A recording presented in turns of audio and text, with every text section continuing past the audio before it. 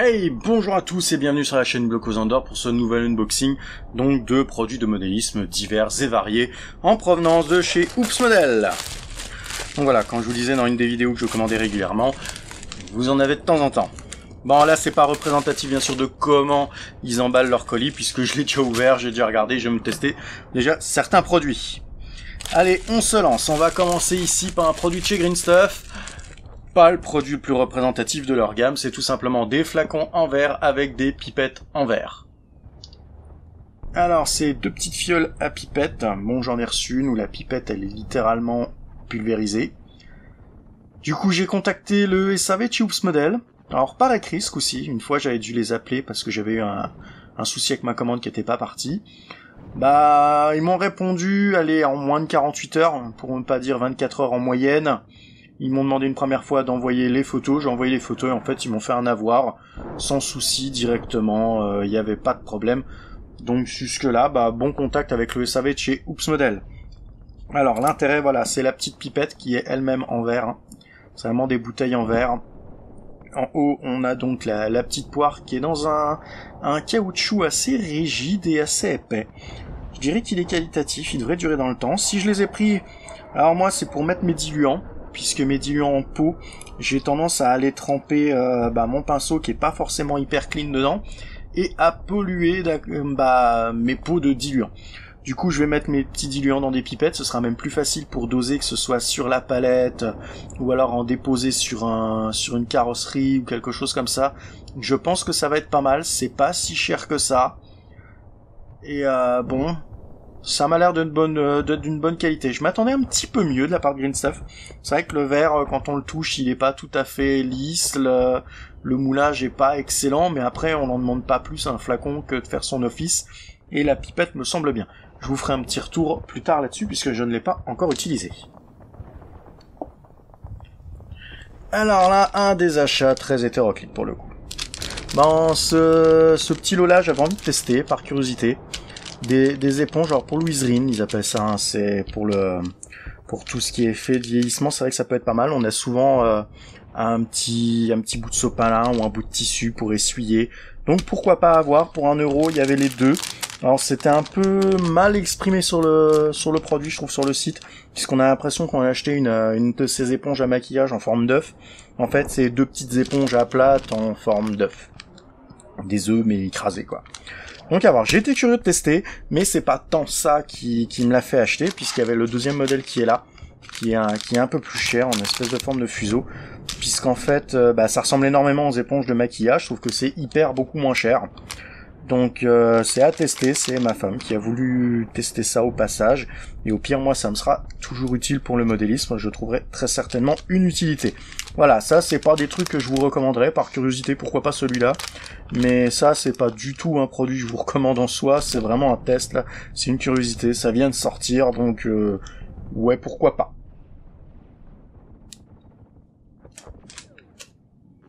Ah, de chez Green Stuff, quelque chose de vraiment plus représentatif dans leur gamme. Ils font des produits vraiment de très très grande qualité et avec beaucoup de choses un petit peu hétéroclites par rapport aux autres marques, faut dire ce qui est.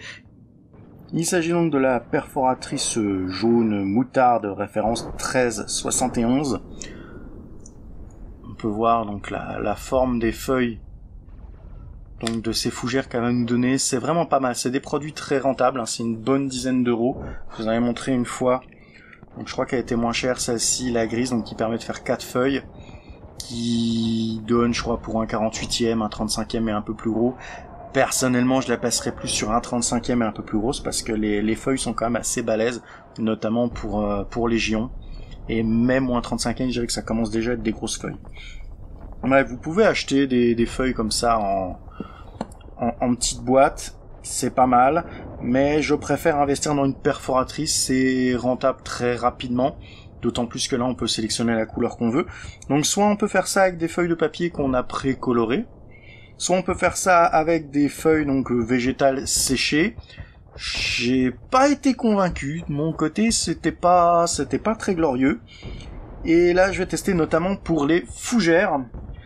De faire ça dans des papiers un peu plus épais, 180 voire 280 grammes, pourquoi pas déjà vert de base, pour n'avoir plus qu'à avoir quelques jus à mettre ou un petit coup d'aérographe, pour donner un petit peu plus de couleurs réalistes à l'ensemble. Bref, vous verrez très certainement avec un autre produit d'ailleurs de cet unbox, le soclage de quelques droïdes sur lesquels je vais mettre quelques fougères. Alors le petit bémol que j'ai avec, c'est que j'aurais bien aimé qu'ils mettent une petite pastille en bas de la tige, parce que pour monter une fougère avec ça, c'est pas facile. Sinon, très bon produit. De chez MIG, encore et toujours, deux couleurs que vous avez normalement déjà vues en unbox sur ma chaîne, le Grey Dark Base et le Grey Light Base. Donc si j'en ai racheté, c'est parce qu'ils me servent. Donc pour la peinture de 2 AAT plus 6 affinités, comme ils sont comme base de cette peinture-là, j'en utilise quand même beaucoup, je les utilise régulièrement, donc c'est pour ça que là je les ai repris, et ça vous permettra aussi de voir ce que ça donne. Au passage, surtout qu'il y a plusieurs des produits que j'ai unboxés sur la chaîne qui vont se retrouver donc dans ce, c'est pas vraiment un tuto, ça va être vraiment une vidéo démo de ce que j'achète chez Oops Model, notamment de la gamme de chez MIG et AK, pour voir ce que ça donne vraiment, plus que vous en parlez uniquement comme ça un peu dans le vent, et vous faire un vrai retour. Par exemple, vous aurez un retour sur ce Surface Primer de chez Valero, qui doit être dans les tout premiers unboxings de la chaîne. Il commence à être pas mal utilisé, et franchement, il est sympa, donc je vais pouvoir vous en parler un peu plus en détail que dans un simple unboxing. Ensuite, un pinceau de chez MIG toujours, mais pas les mêmes gammes que d'habitude, puisque c'est un pinceau High Quality. C'est donc un taille 7.0 en poil de martre véritable. Alors j'avais jusque-là quasiment que du synthétique, à part mon pinceau Raphaël, que j'adore, mais qui commence à se faire vieux, le pauvre. Alors j'ai mon Aptelum, que j'aime toujours autant, mais qui commence à avoir aussi un petit peu d'heures de vol. Alors ici, on est sur un pinceau extrêmement pointu. Alors c'est vrai que j'achète pas mal de petits pinceaux comme ça très fins, parce qu'en fait même si j'ai des entre guillemets des pinceaux plus gros qui ont une belle pointe bien fine, j'ai tendance à faire du tout venant avec et à mal les entretenir et à saccager les pointes. Donc si je me prends des pinceaux aussi fins, c'est parce qu'en fait ça me force pas à les entretenir et à être gentil avec. Bref, à première vue, qualitativement parlant, il est chouette. À voir ce que ça donne, donc en peinture, je vous ferai un retour d'ici quelques temps en vidéo. Alors ça, c'est... Je m'attendais à mieux en fait, je m'attendais à ce que ce soit la taille de pinceau, pour tout vous dire. Donc je suis un petit peu dubitatif au déballage. Ce qu'il y a, voilà, je vais vous en sortir deux. Il y a plusieurs tailles en fait, concrètement. Ça m'a l'air pratique, je dis pas, c'est un embout floqué, je dis pas, ça peut être pas mal pour faire les petits rayures, des whizerines, c'est des micro coton-tiges, mais je m'attendais vraiment à quelque chose de plus gros. Donc je sais pas, je vous ferai un petit retour là-dessus, ça c'était l'achat compulsif dont j'étais pas trop certain. Je me suis dit qu'au pire, une fois qu'il sera détruit le bout, me connaissant, ça sera pas si long que ça, je pourrais très bien coller un bout de mousse de manière très pratique au bout, plutôt que de sacrifier un vieux pinceau, puisque je n'ai pas de vieux pinceau actuellement. Je n'ai plus de vieux pinceau détruit. Donc voilà, à voir dans le temps, je vais essayer d'utiliser ça, je vais me forcer à les utiliser, je vais voir ce que ça donne. Je dirais que le premier truc, moi, qui m'intéresse le plus, c'est la petite forme qui est gravée là sur les manches, qui pourrait me permettre de donner un peu de texture quand je fais de la sculpture. Voilà, dans son ensemble, je sais pas. Bon, une fois j'achète un truc de chez MIG où je suis franchement pas certain que ce soit mieux. C'est vrai que c'est beaucoup plus précis qu'un coton-tige, mais peut-être pas beaucoup plus que de prendre une pince à épiler avec un petit bout de coton au bout. Alors voilà, tous les produits sont normalement emballés séparément dans ce genre d'emballage, donc c'est plutôt pas mal. Alors ici c'est donc une peinture émail, donc de chez Revell. Donc le petit pot en métal, rappelez-vous, en général c'est de l'émail, de la peinture dite enamel qui se dilue au white spirit. Alors j'ai pris un blanc mat, c'est tout simplement pour les tokens qui sont en résine ou acrylique. L'émail c'est plus solide que l'acrylique, donc pour quelque chose qu'on va manipuler quasiment tout le temps, je préfère miser sur de l'émail. Ensuite, donc un diluant pour aérographe de chez Valero. Alors, c'est pas la même référence que je vous avais unboxé une fois, puisque c'était hors stock depuis très longtemps. Je vais donc tester cette version qui m'a l'air un tout petit peu moins liquide. Donc voilà, l'achat fait en duo, si je puis dire, puisque l'achat de cette pâte à texturer, pour dire simple, m'a entraîné vers ces petits pots qui m'intriguaient. Donc on va commencer par le dry brush. Le dry brush, c'est tout simplement un pot de peinture en 40 ml. Donc quelque chose d'assez balèze, puisque par rapport aux autres pots classiques de peinture, il est quand même beaucoup plus gros. C'est donc la gamme Diorama Dry Brush Paint de chez Hamo. Ici c'est la couleur Hearst, donc qui fait référence à Terre d'Europe. Si je le compare notamment au pigment Terre d'Europe que j'ai, il est un petit peu plus foncé, du coup il ira très bien avec pour donner un petit effet poussiéreux. Si je peux prendre quelques instants donc pour le comparer par rapport donc aux terres sombres, il est très très clair. Il pourrait paraître un peu trop clair, c'est avec une teinte entre les deux pour être pratique, mais je trouve qu'il rehausse énormément. Et du coup sur un socle brut de Dark Earth plus un petit brossage, ça rend pas mal. Si en plus on prend le temps de rehausser avec donc ce wash Dark Brown pour les camouflages verts de véhicules, on commence à avoir une petite finalité assez sympathique, avec une petite touche de pigment, c'est pas mal. Je pense du coup qu'en termes de pigment, je vais acheter aussi le terre ombre brûlé, qui ira un peu avec, parce que je trouve que du coup on passe tout de suite à quelque chose d'un petit peu trop clair. Mais là ça me regarde. Donc ce petit pot étant 40 ml comme je disais, c'est plutôt gros, c'est très pâteux ce qu'il y a dedans. Vous allez voir, on va l'ouvrir. Et bien voilà, il est à ras-bord. Moi ça fait plaisir, on t'annonce 40 ml et le pot est vraiment à ras-bord. Donc même si les 40 ml étaient jusqu'en haut, il y en a au moins 38 dedans, au minimum. Donc franchement c'est pas mal. J'étais toujours un petit peu dubitatif de ces pots de peinture spéciales, donc brossage à sec. Parce que bon, un pot de pinceau frotté sur un bout de sopalin, ça va pas mal. Mais là, étant donné que j'avais acheté donc un gros pot, je risquais d'en avoir souvent l'utilité. Je me suis dit que c'était l'occasion de tester, puisqu'il est en pas si cher que ça le pot, c'est assez rentable. Et au final, oui, dans le cas où on a une couleur qu'on utilise très souvent en brossage, du gris ou du métallisé par exemple, ce qui est souvent le cas, je vous conseillerais d'en prendre, parce que franchement c'est pas mal du tout. C'est très économique au final, puisqu'on tape pas dans son pot de peinture habituel. Et franchement c'est très pratique, très très bon résultat avec. Je suis fortement convaincu par cette gamme. Enfin, dans des cas spécifiques où on a besoin d'énormément de cette teinte au brossage. Ensuite, on va passer sur cette pâte texturée. Donc ça, c'est le terrain Dark Earth acrylique Diorama Series de chez AK. C'est le AK 8018, donc terre sombre. Terre, je dirais terre européenne, terre de chez nous, mais humide. Alors quand je dis humide, c'est pas trempé, c'est une terre comme on pourrait trouver très facilement sous de l'herbe, on va dire le matin par exemple. C'est une très très bonne couleur. Donc quand on ouvre le pot, on voit qu'il est rempli à ras-bord. C'est assez liquide, ça se travaille très bien au pinceau, il y a une bonne petite texture. Alors par contre l'odeur qui est frappante, c'est que ça sent énormément l'enduit à reboucher les trous dans le mur. Mais on va revenir.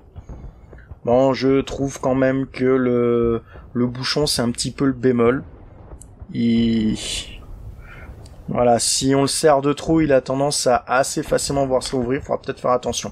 C'est un petit peu pour moi le bémol du contenant. Maintenant voilà, ça c'est un contenant de 250 ml et ça pèse 437 grammes sur la balance. Bref, c'est plutôt intéressant, vous avez presque un demi-kilo de matos. Franchement, pour le tarif qui est moins de 10 €, il est à 8,75 € celui-là, de souvenir quand je l'ai acheté. Donc franchement, quand on le compare notamment à de l'enduit, par exemple, l'enduit c'est un très très bon moyen de se faire soi-même ses pâtes à texturer. L'enduit, il y en a un petit peu à tous les prix, il y en a des pas chers du tout. On trouve régulièrement des prix moyens qui fait que quand on ajoute 1 voire 2 pots de peinture pour bien le colorer en profondeur, on revient à ce tarif-là. Donc je trouve que c'est pas hyper intéressant, c'est plutôt pas mal ça. Surtout que eux, ils en font des couleurs neutres, c'est-à-dire qu'ils les font aussi en blanc, donc vous avez le terre et un qui a un effet gravier, comme si vous aviez donc une multitude de petits cailloux sur le sol, que vous pouvez mélanger à la demande avec une couleur pour vos socles. Donc idéal si contrairement à moi, vous voulez pas faire toute une armée et des terrains sur le même thème de couleur, puisque ça va me servir, puisque pour certains terrains de chez TT Combat, je vais les mettre sur socle et ils vont être soclés avec ça pour pouvoir faire le décor, donc Star Wars Légion, avec les décors TT Combat pour l'initiative. D'où l'achat du gros pot et du dry brush qui va avec. Bref, je vous conseille toujours de colorer vos pâtes à texturer si vous en faites des maisons pour les appliquer. Puisque si vous peignez par-dessus et qu'un jour vous faites un éclat, bah on va voir le blanc qui est en dessous, et sur un socle qui va être couleur terre, c'est pas globe du tout. D'où l'un dans l'autre, je trouve que c'est assez rentable d'acheter comme ce genre de pot. Un autre moyen de se faire de la pâte à texturer pas cher, ça reste la colle à bois, la colle PVA, la colle blanche. Bah si vous en trouvez des pas chers, des marques distributeurs souvent, ça devient intéressant. Un ou deux pots de peinture pour colorer. En général, la colle, ça se colore un peu plus facilement. Un pot de peinture, ça peut largement le faire. Avec du sable tamisé si vous êtes plus petit, de la terre très fine, de la terre de rivière peut être intéressant une fois séchée bien sûr, ou de la sciure. Alors selon en plus le type de scie que vous avez, vous pouvez avoir diverses textures. Je pense notamment si vous connaissez quelqu'un qui a une défonceuse, ça vous fait une sciure en l'état de particules. C'est pas mal du tout pour avoir un grain très très très très fin.